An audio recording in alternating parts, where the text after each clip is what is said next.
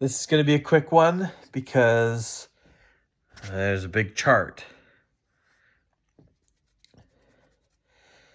We're still on Section 1, Theory of Heat, Unit 3, Refrigeration and Refrigerants.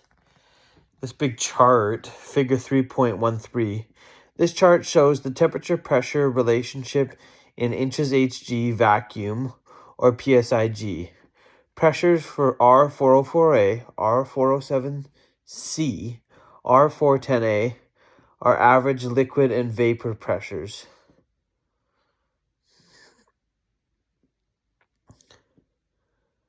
Yeah, they got all sorts of different refrigerants there.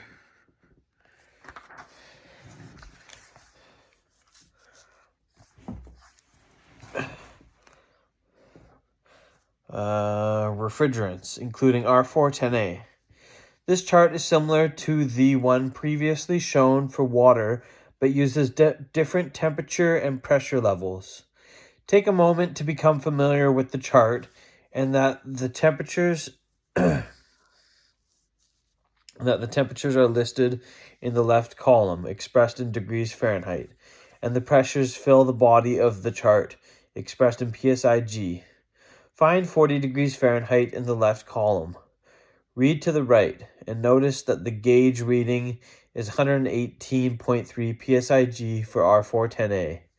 This means that when R410A liquid is at a vapor pressure of 118.3 PSIG, it will boil at a temperature of 40 degrees Fahrenheit. When air is passed over the coil, it will cool just as in the previous water example. The pressure and temperature of a refrigerant will correspond according to its pressure-temperature relationship when both liquid and vapor are present under two conditions. 1.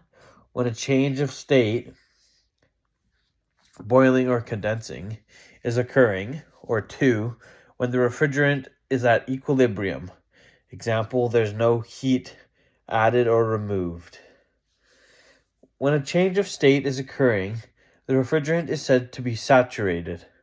When a refrigerant is saturated, both liquid and vapor can exist simultaneously. When they do, both the liquid and the vapor will have the same saturation temperature. Note: the same temperature for the liquid and vapor is not true of some of the newer blended refrigerants that have a temperature glide.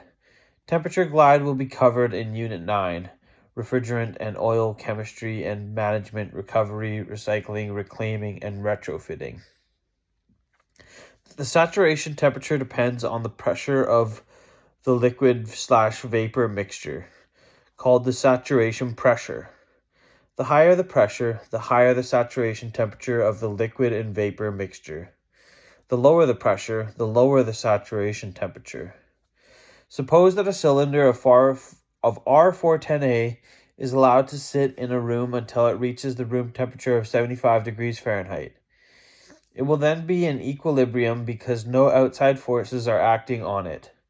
The cylinder and its partial liquid, partial vapor contents will now be at the room temperature of 75 degrees Fahrenheit and, according to the temperature/pressure chart provided in Figure 3.13, will be at a pressure of 217.6 PSIG. The temperature-pressure chart is also referred to as a saturation chart because it contains saturation temperatures for different saturation pressures. Suppose that the same cylinder of R410A is moved into a walk-in cooler and allowed to reach the box temperature of 35 degrees Fahrenheit.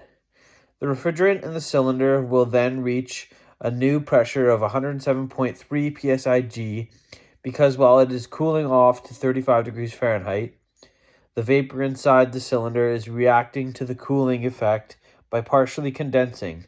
Therefore, the pressure drops. If we move the cylinder, which is now at 35 degrees Fahrenheit, back into the warmer room, which is 75 degrees Fahrenheit, and allow it to warm up, the liquid inside reacts to the warming effect by boiling slightly and creating vapor. Thus, the pressure gradually increases once again to 217.6 PSIG, which corresponds to 75 degrees Fahrenheit. If we move the cylinder, now at 75 degrees Fahrenheit, into a room at 100 degrees Fahrenheit, the liquid again responds to the temperature change by slightly boiling and creating more vapor. As the liquid boils and makes vapor, the pressure steadily increases, according to the temperature pressure chart, until it corresponds to the liquid temperature. This continues until the refrigerant in the cylinder reaches a pressure of 317.1 psig, which corresponds to a temperature of 100 degrees Fahrenheit. So we'll look at figure 3.14. On the left, the pressure of the saturated R410A at 35 degrees Fahrenheit is 107.3 psig. In the middle, we have the pressure of the saturated R410A at 75 degrees Fahrenheit, which is 217.6 psig. And on the right, we have the pressure of the saturated 410A at 100 degrees Fahrenheit, which is 317.1 psig.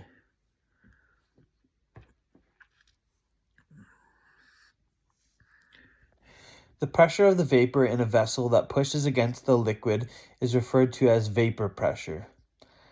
Anytime saturated vapor and liquid are together, vapor pressure is generated.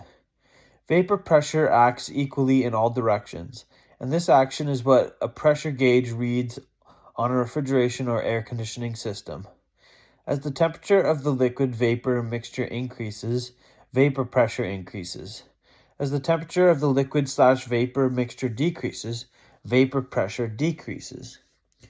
Further study of the temperature/pressure chart shows that when the pressure is lowered to atmospheric pressure, R410A boils at about minus 60 degrees Fahrenheit. This can be seen on the first line of the temperature pressure chart, where the pressure of R410A is 0.3 psig. So if liquid R410A is accidentally released from a tank, frostbite can result, as the temperature of this liquid refrigerant is extremely low. 3.6. Basic refrigeration components. The basic vapor compression refrigeration system is made up of four main components. The four major components are the following: the evaporator, the compressor, the condenser, and the refrigerant metering device. Okay, that's pages 46 and 47. See you guys tomorrow.